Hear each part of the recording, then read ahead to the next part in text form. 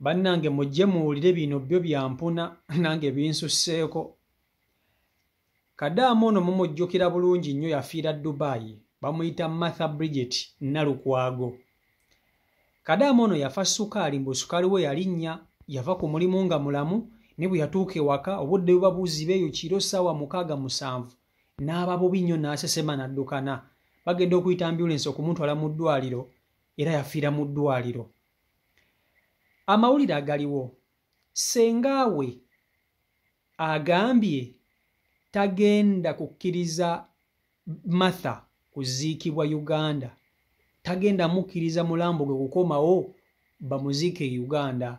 Senga agamba ono omwana bamuziike ku ddungu.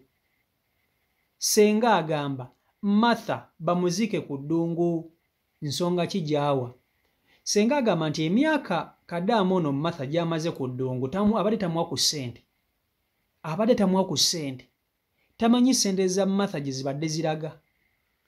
Mbu ssente nga bw'abadde azikola Kadaamo ono abadde aziwa balenzi. Kati abo abalenzi bamuziike. Mbw abo abalenzi bamuziike. Senga bw'atyo bw'agamba. Era Senga agamba tebageza ne bamugamba mbu omulambo gutuuse Entebbe agenda agunone. Tabiriimu. Era buli amukubira amasimu abulookinga mu bulookinge. Bannange, ensi si nnyangu. Sengaawe yayagala omwana bamuziike ku ddungu. Maama wa Martha yafa. Maama wa Kadaamo ono yafa dda. Taata wa Kadaamo ono naye yafa dda. Ono Senga yaliwo ng'omuntu omukulu mu famire atambulirako ensonga. Kati bali abali e Dubai abali mu kukola mu by'okuzza omulambo gwe baatuukiridde.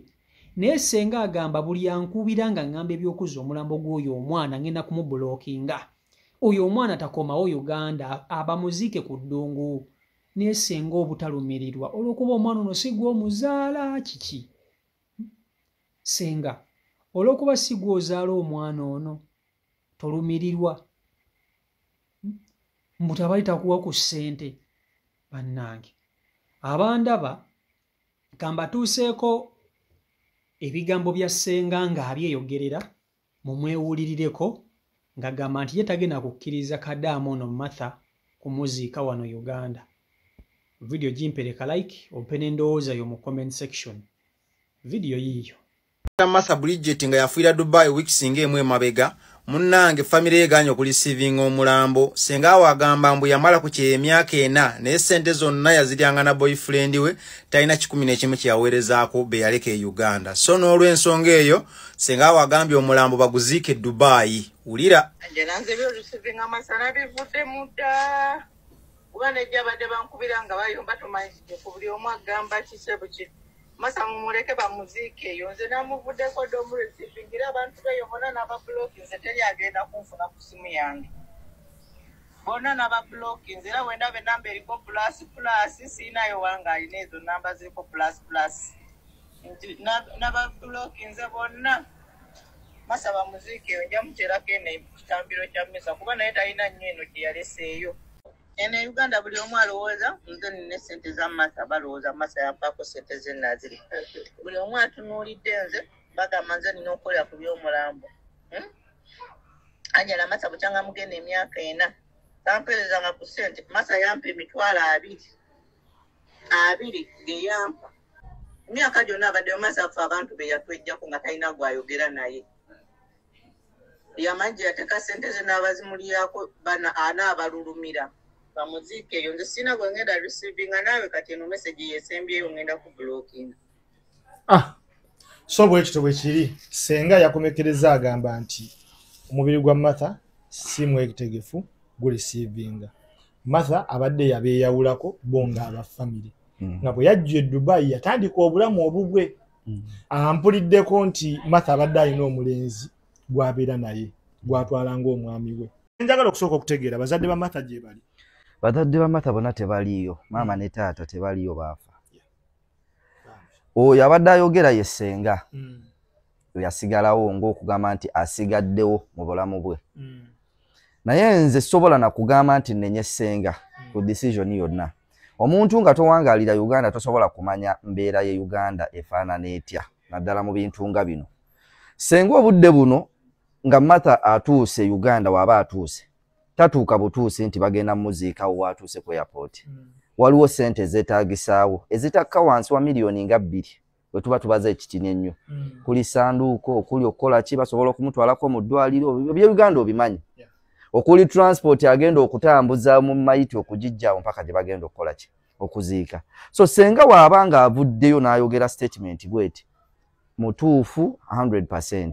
Bannaye abantu abajja okuba ekintu kimu bino ebintu byogera yes tukimanyi abantu sente zammwe ziriiriddwa naye mu bantu bonna ab'ekikakyo mu bantu bonna abafamireyo tosobola kubulamu muntu omu. Ate ne woba ofuutya tosobola kugamba nti sente nga woozaagala woozikola ku kyeyo. Waliwo omuwala eyafudde mu Dubai wano abadde abeera awo bakwalu Fadani bamuyita Martha. Naye story ye ekaabya nsaba bafamile bamulabye story bambi omuwala ono mu musonyiwe. Kigambibwa nti omuwala ono abadde yeeyawula ku famile ye era abafamile tabawuliza era simanyi oba bategedde nti Martha yafudde. Omuwala ono mbwe abadde alina boyfriend mu Dubai wano muwulireewo nnyo era boyfriend ono nga yatereka ssente ze. Naye mbwe omuwala olwafudde boyfriend tannanyega kigambo n'eki. Tuli ku app kuno tusonda sente z'omuwala ezizaayo omulambo zituuse wakati. Naye boyfriend asirikidde ssente. Ate nfunye keesi nnyingi nnyo ku baana ab'obulenzi wano mu Dubai. Mbukati mulina omuze gwe mwatandise okwana omuwala kasita otegeera nti alina ssente zaafuna aba alina omulimu omulungi. N'omukwana n'omugonza n'omuteeka mu laavu bulungi kasita omala okwebaka naye ng'oteekawo koodi tuzimbe oba akuwole. Bw'amala okuwola ssente ng'otandika okuleeta ekitabula amaka domestic violence oba otandika okuzza message zedda nti oba bamukwatirako mu bwenzi nga mwawukana. Bw'atandika okubanja ssente ze ng'omubulookinga abalenzi mwatandise omuze ogwo. Waliwo omuwala omukonjo yampereza message yaŋŋambye agenda kuloga Isima obeera Abu Dhabi awo. Watwala ssente z'omuwala omukonjo ono. Naye bambi ekintu ekyo kye mukola si kibi. So boyfriend wa Martha mbadde nsaba oba olabye video eno. Komyawo ssente bambi. Tuzongere ku ssente z'omugenzi mayiti yedde waka family egiziike. Naye n'ekintu abala kye mukola ekyokweyawula ku family zammwe si kirungi. Omuwala ono mbwe abantu ba family badde yabakoowa. However much family zitukola ebibi bingi. Neesigazaayo okokojja yenna gw'onyumya naye. Nga bw'olifiira wano tulina gwe tukwasa omulambo ku kisaawe Entebbe. Kakati bintu bitabuse. Baganda bange. Mwe ensi si nnyangu. Ensi si nnyangu. Nze mu kulaba okwange senga ono akimanyi bulungi nnyo nti si yazaala omwana ono. Senga ono akimanyi bulungi nnyo nti omwana ono mwana wa muganda we omulenzi. So obulumi alina butono. Obulumi alina butono kubanga toswakira ku makya n'ogamba nti omwana wa munne aziikibwe ku ddungu. Nga abantu ab'enjawulo abasinga bakola obutaweerwa okulaba ng'abaana be bakomezebwawo e Uganda nga bafiiridde ku ddungu. Ne gwe ssenga nga gwe ssenga n'oyimirira ku bigambo byo n'ogamba nti togenda kukkiriza mulambo gwa mwana wa muganda wo okukomawo wano Uganda kumuziika bula okuba aleeta kuwa ku ssente. Ebiseera ebimu banange tubeeremu kkone ku ddiini ku mitima. Sente z'okanda omwana ono naye alina ebizibu abadde alina kale kituufu sente abadde aziwa balenzi. Naye gwe ssenga nga ggwe sooka weebuuze nti omwana oyo yatuuka kutuuka eyo wamuterako ku ttoffaali ng'agenda. Wamuterako ku ttoffaali ng'agenda. Wakontributinga ku kugenda kwe bweru. Oba yayiriba yekka n'alaba nga yeetwala. Bwe yali ali e Uganda ng'abonaabona wamubeererawokko ebyo ebintu emu mubitunulemu. Mulekerawo okwagala muntu ng'atuuse gy'atuuka ne mulyoka mutandika okumusuubiramu ebintu ebingi. Abantu abamu bali e Uganda nga babonaabona nga nawe kennyini tosobola kukwata yadde n'emitwalo 5 okugimuwa omugambe nti muganda wange giijo. Naye ate bw'amala okwerandiza n'atuuka gy'atuuse mutandika okwagala okumufaako ennyo we mumubuuza we mukola biki. Abantu abamu batukesa ne beesala ku famire olw'ebyo ebintu famire zibiri zibatuusaako. kati Kadamu ono Martha kigambibwa mbu yali yeesala ku famire ye olw'ensonga ezize ng'omuntu. Naye ye senga ensonga gy'awa agamba nti omwana ono abadde tamuwa ku ssente, nti yakoma okumuwa ku ssente gyali 2,000 gye yakamulyako gyokka gyokka, mbu yampa 2,000 bwokka bwokka. So abantu abadde balya ssente ze abadde aziwa balenzi bamuziike, naye nze Uganda tagenda kuziikibwayo. Mazima ddala ekyo n'okigamba omwana wa munno nga naawe oli muzadde.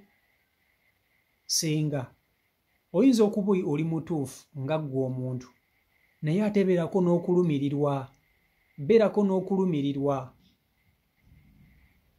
Si kiwa nti ogenda kufuna emirembe, kale oyinza okwebaka kuba munnange abantu mulina emitima gyammwe, ojja kwebaka kituufu n'okulya ojja kulya. Ne mazima ogenda kutebenkera ng'ogwe kennyini gwagaanye omwana wa munno okukuziikibwa e Uganda. Abantu bali wano Uganda abaana baabwe baafiira ku malungu, bakaaba balaaja n'abaana baabwe bakomewo, tebalina yadde n'ayamba. Naye omwana ono buli kimu banne bakikozeeko omulambo gwe gukomezebwewo e Uganda. Gwe omuntu ow'effamire ye ate gw'oziyiza, gw'ogaana. Singa weekube mu mutima, oyinza okuba omutuufu naye weekube mu mutima. Weekube mu mutima ng'omuntu omukulu, weekube mu mutima ng'owa famire yasigalawo mu famire eyo, okkirize omwana ono akomewo aziikibwe. Tomukasuka ku ddungu, tebamuziika ku ddungu. Omwana ono asobola okuba nga yaleka omwana ono Martha, ate nga yateeka okuba nga yaleka omwana, kubanga bwe nagenzeko ku peegi ye eya TikTok yalina omwana omuto.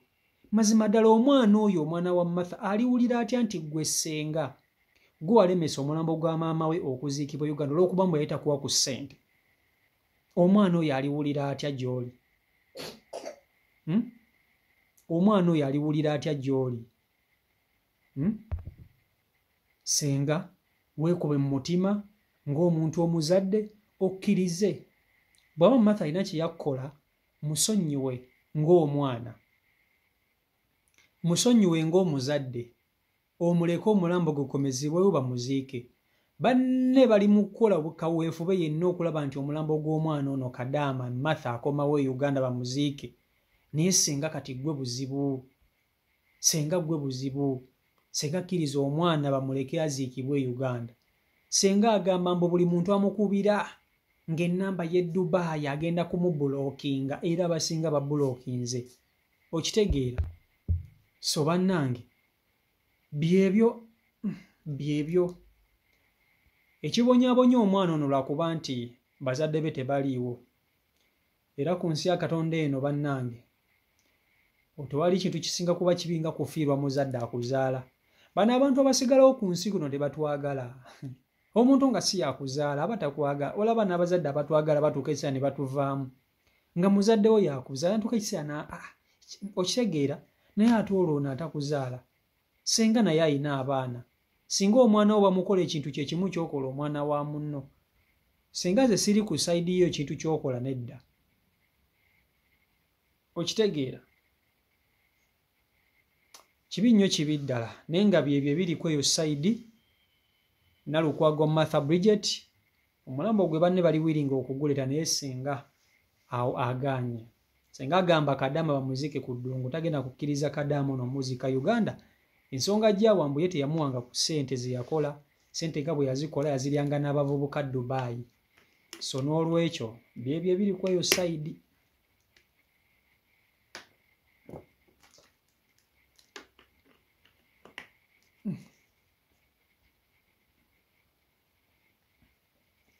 Ensi nzibu.